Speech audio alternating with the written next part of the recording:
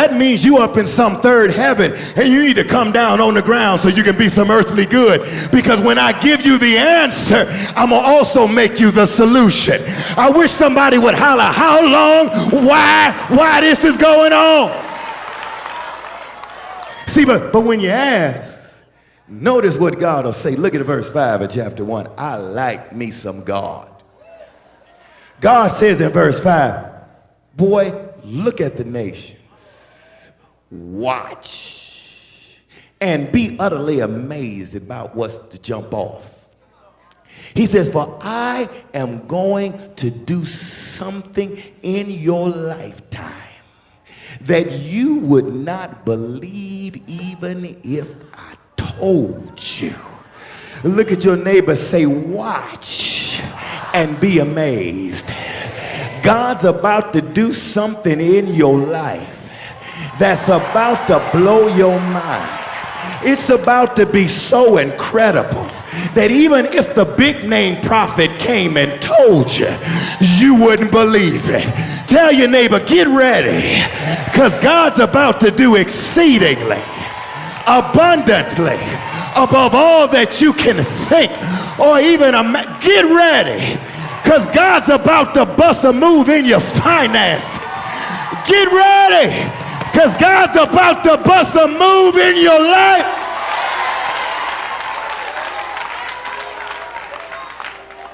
God says, I'm about to do something incredible.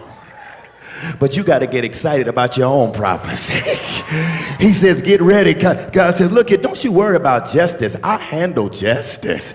He says, as a matter of fact, in verses 6 through 11, I got some boys called the Babylonians who are crazy that I'm going to rise up to handle all the folk who are supposed to be just and don't like justice. All you need to hear me. You don't have to worry about your enemies.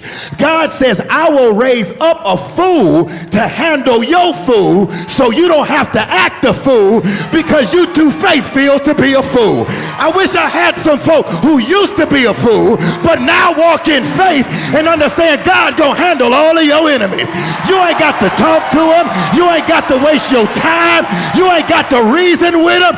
Just sit back and see the salvation of the Lord. I wish I had 12 jokers in here who are waiting for God to... Hey! Look. He says, just wait. I'm about to do some stuff.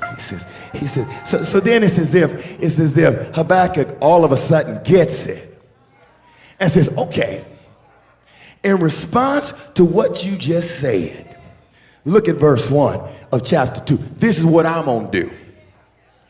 I will stand at my watch and station myself on the ramparts. I will look to see what you will say to me and what answer you gonna give to all this stuff we've been complaining about. Last week I told you that you must reposition yourself. But this week God is saying, if you want to live your vision, to see it come to pass, you must over and over again assume your position. Hear somebody say, get in your position. Say it again. Tell them, get in your position. Look at it. After God talks about the destruction, then Habakkuk says, I will stand. Not at my mama's watch, but at my watch. I will stand upon my watch. I will station myself on the ramparts. We don't know nothing about ramparts. Ramparts are where your watchman stands on the wall at the fortified city so that they can see when the enemy is trying to come up and attack. He says, look here, I see what's going on, but I'm going to assume my position. I'm standing in the watchtower because I'm the watch person. And can't no devil in hell, if they got to come, they got to come through me. And not only do I get to see the enemy coming, but I get to see the salvation of the Lord. I get to get revelation for how God gonna use me to handle my business. I wish I had 12 folk who would holler because you done made up your mind that you gonna stand on the wall. You gonna stand on the watch. You gonna do what God has ordered. You need to understand, we ain't in church. We at war.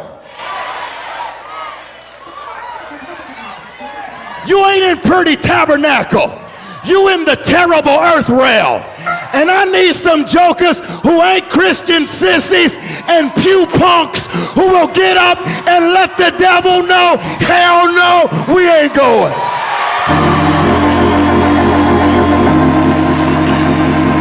We too domesticated.